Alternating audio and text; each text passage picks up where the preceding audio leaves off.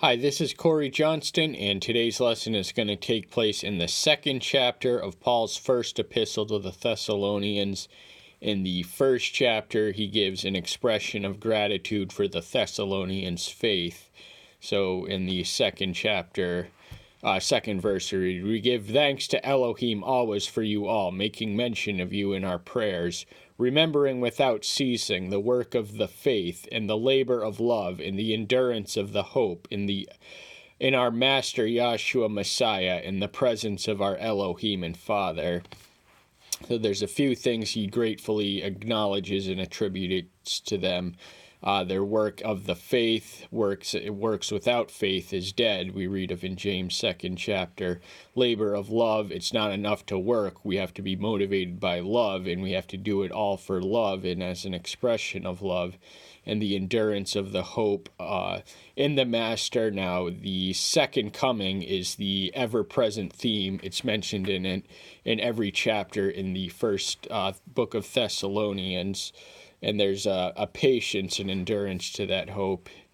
And then we read in the 9th verse, you turn to Elohim from idols to serve the true and living Elohim. So this was a primarily Gentile audience by background, we can gather, and now they serve the living and the true Elohim, whereas before they worshiped dead idols, the products of man's hands and the figments of their imagination, and to wait for his Son from the heavens, whom he raised from the dead, Yahshua, who is delivering us from the wrath to come.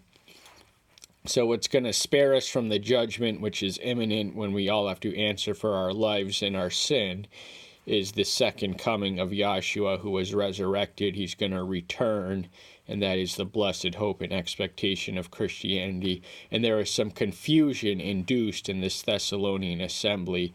We read of Paul's evangelical activity of it in the first 9 verses of the 17th chapter in the book of Acts, which in the second chapter, incidentally, recalls his visit there. And what we read of in the 17th chapter is that they preached at the synagogue for 3 Sabbath days, and during that time they attracted an audience of Gentiles, but the Jews didn't like what they had to say. And one of the things blasphemy was the worst thing that one could say to a Jew, but the worst thing one could say to a Roman is treason. So they turned the Romans on them, saying that this Yahshua is their king and not Caesar. And so the Jason, the one who had expelled them, was bound, and the one who had hosted them was bound and released from prison. They make their way down there to Berea, where they receive a more receptive audience, more completely receptive. There were some positive conversions in the Thessalonian assembly, enough for him to write a letter to. And then he makes his way to Athens, where he preaches from the Areopagus. But before that, he preaches in Philippi. So this is his second missionary journey, which is European-centered. And Thessalonia was a town in Macedonia, as was Philippi. It boasted some 200,000 people, which would have been a large city, especially by the standards of the day.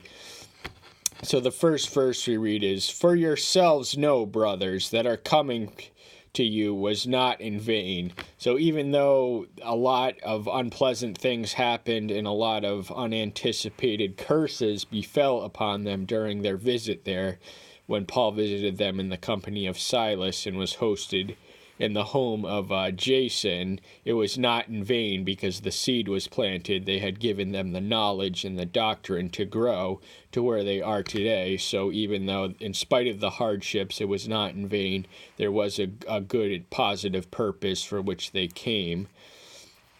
But having suffered before and having been mistreated in Philippi, as you know, we were bold in Elohim to speak to you the good news of Elohim in much struggle. So Philippi was the place they came from before. This we read of in the 16th chapter. There, a purple dye maker by the name of Lydia has a a home, and there's at least a synagogue in Philippi, but they find themselves in jail, and an earthquake erupts and breaks them through. So they were mistreated, and they appealed to the fact that they were Roman citizens, and as such they could not be dragged into prison without a trial. So they were mistreated at Philippi, but they were bold, and Elohim, they converted the jailer on their way out, and they continued that boldness all the way, provoking the hostility in Thessalonia, which is also in Macedonia, all the way to Berea, all the way to Athens. Then in the 18th chapter, we find them in Corinth, then in the 19th, Ephesus, and I think that about sums up the second missionary journey of Paul. For the appeal we make does not come from delusion, nor from uncleanliness, nor from deceit. So as a true minister of the true word, he speaks in truth. He doesn't speak in manipulation, flattery, deception, cryptic language, or impure words or deeds or deceit. He's not a manipulator or a flatterer. He's a communicator. He's a spokesman who he speaks a message of truth sent by the one who is true, not to deceive, but to illuminate others. And the Thessalonians were amongst those who had benefited from his illuminating ministry. But as we have been proved by Elohim to be entrusted with the good news, so we speak, not as pleasing men, but Elohim, who proves our heart. So they're not motivated by the approval, acclamation, or adulation of men, but of Elohim. They are willing to be spit on, whipped, flogged, imprisoned, beaten, even killed for their witness of Elohim by men. They know they will have his approval if they die and suffer for the faith. So they're happy to die and suffer for it. And their approval of Elohim, their mere selection for this task, was a signal of their approval. And Paul was determined to remain worthy of the approval from start to finish. For we never came with a word of flattery, as you know, nor with a cloak for greed. Elohim is witness. So there were two things he didn't do. He didn't speak flattery. Flattery is useful if you want to manipulate someone. That's when you give them positive praise with an ulterior motive, not out of sincerity, but you tell them something flattering or nice about them in the interest of coveting their favor or manipulating them to like you and cloak for greed. He accepted no pay. He earned his trade. He sustained his living by being a tent maker. Paul was in the tradition of the rabbi. Rabbis did not accept money for their teaching. They earned their way and pay as they went. And Paul was in that tradition. He did not impose it on the church at large, and he was realistic enough to recognize that the church at large could not survive if he imposed his Spartan standard on it in 1 Corinthians, the 9th chapter. Nor were we looking for praise from men, not from you, nor for others, though we could have been a burden to you as apostles of Messiah. So they weren't looking for praise from men. They were pleased to accept it. They rejoiced in the fact that they had made the correct response to their correct confession. They had rejoiced in the message and praised it and joined it. But that wasn't the reason they were there. They were there to deliver the message. Whether it was received or not was entirely the working of the Spirit. The ministry of conversion is the Spirit's our loan. Our ministry is to deliver the message which converts, and that it's not within our personal powers to regenerate hearts, but we can tell them the right words we can make the Spirit manifest in their lives. And to be a burden to you, he often relied on the charity of friends and sometimes strangers. This was necessary, but he did not do so to the Thessalonians when he came through. But we were gentle in your midst, like a nursing mother, warmly loving her own children. So he didn't ask to be nurtured or fed or protected by them. He did that role for them. He had the mindset of a mother to her own child, tending to their welfare, being concerned that they're spiritually fed and satisfied and accommodated and fulfilled. So having a tender affection for you, we were well pleased to share with you not only the good news of Elohim, but also our own lives, because you have become beloved to us. So because he was so, their estimation and his esteem and affection were so elevated, he was willing to share with them not only the message, but their own lives, to spend time with them, to live and teach and give a living example of the good news, example by instruction, and this was all motivated by a tender affection for them. So he regarded them as worthy of his time and his message and of his ministry, and he was not disappointed. He did not come to them in vain. For you remember, brothers, our toil and hardship for laboring night and day in order not to be a burden, not to burden any of you. We proclaim to you the good news of Elohim.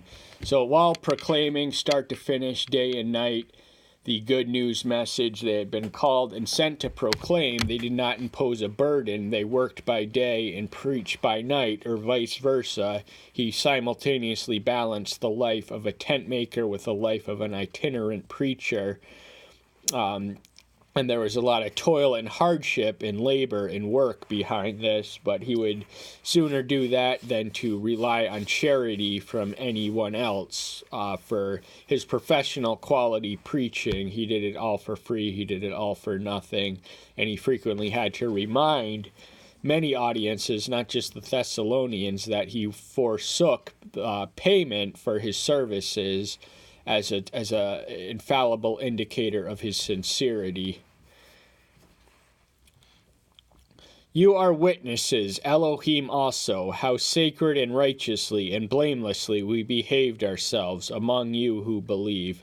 So those who believe, those who are regarded and tenderly and whatnot, he treats accordingly, and he behaved blamelessly. That means he did no sin, so that no evil could be spoken against him. And righteously and sacredly, those are our moral and ethical characters and ideals. Even as you know how each one of you, as a father to his children, encouraging and comforting and bearing witness to you. So there's that family analogy again. Earlier he compares himself to a mother to a children. Now he does so as a father. A father intervenes to instruct and provide discipline, whereas the mother's ministry largely consists of nourishment. Paul performed both capacities. He disciplined those who are wayward and doctrinally misguided and not living up to their exalted ideals and expectations. He performed as a father to a child, lovingly intervening and disciplining, that you would walk worthily of Elohim, who is calling you into his own kingdom and esteem. So the entire reason he did this was that they might be able to walk worthily. One cannot walk, if they don't walk worthily of Elohim, who is calling them into his kingdom. I think the prophet Micah says, walk humbly before Yahweh, but it's impossible to walk any other way than humbly before him, because those who are not humble are not going to be qualified or invited or accepted to walk by him. So that's why Paul was doing all that he was doing for them, in order to prepare them for the eternal expectation of heaven and the resurrection which awaited them. And because of this, we thank Elohim without ceasing, that when you received the word of Yahweh, which you heard from us, you welcomed it not as the word of men, but as it is truly the word of Yahweh, which also works in you who believe.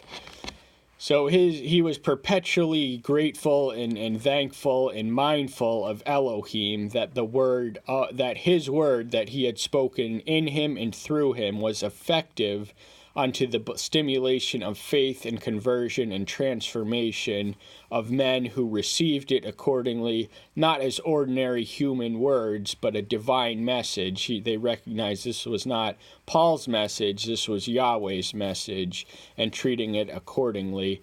And the word of Yahweh is only effective and can only work its wonders, magic, and transformation in those who believe. So believing is the key which unlocks the greatness of the word and the miracles therein.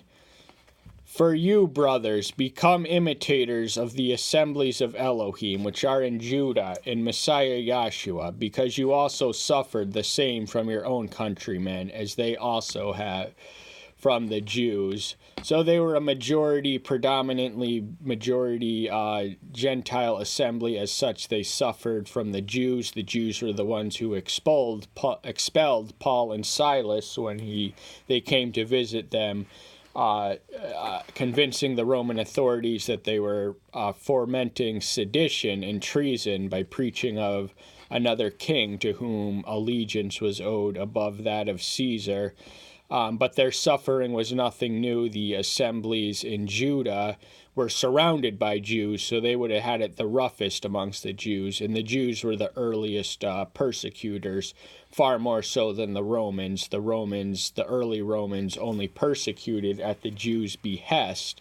It wasn't really until the Emperor Nero, who scapegoated Christians, that Christian emperors began martyring Christians, and the two most prominent ones that he beheaded Paul, and he hung Peter upside down on a cross, who killed both the Master Yahshua and their own prophets, and have persecuted us, and who displease Elohim and are hostile to all men. So they have a murderous streak in passion, which began with their prophets. They stoned a lot of them to death. They sawed the prophet Isaiah, the wicked king Manasseh, sawed him in half, according to legend, which is substantiated by a chapter although neither of them are named, in the 11th chapter of Hebrews. So they killed the same Messiah as they did much of the prophets. They also imprisoned, persecuted, laughed, ridiculed, rejected, exiled them, and they displeased Elohim because they were hostile to all men, not just prophets and worthy figures and worthy saints and worthy people, but to all men, forbidding us to speak to the Gentiles that they might be saved, so as to fill up their sins always. But the wrath has come upon them to the utmost. So the earliest Christian gathering places were still the temples and the synagogues. That's how it was in Thessalonia. That's how it was for the first 20 years. And it wasn't really until they began bringing Gentiles to the temples that they themselves became expelled from the Jew synagogues and temples, because Gentiles were treated as unclean humans of derision to the Jews. Between them and them, there was an abyss, a cultural chasm that centuries of conditioning could not compel the Jews to embrace them. So it really infuriated them that the message of salvation was which they didn't technically think was the message of salvation, but that these Jewish people were rushing to include a Gentile majority religion. But we're actually going to cut it short because the 17th verse marks a distinct literary transition which bleeds all the way into the sixth verse of the next chapter. It's Paul's report of what he's heard coming from Timothy, and then how he's going to act on Timothy's verse fills the remainder of the third chapter. We're going to save that for a separate lesson. That's all the time we have for today. Thank you so much. I'm so glad you're here. Stay tuned until next time. I'll see you then. Bye-bye.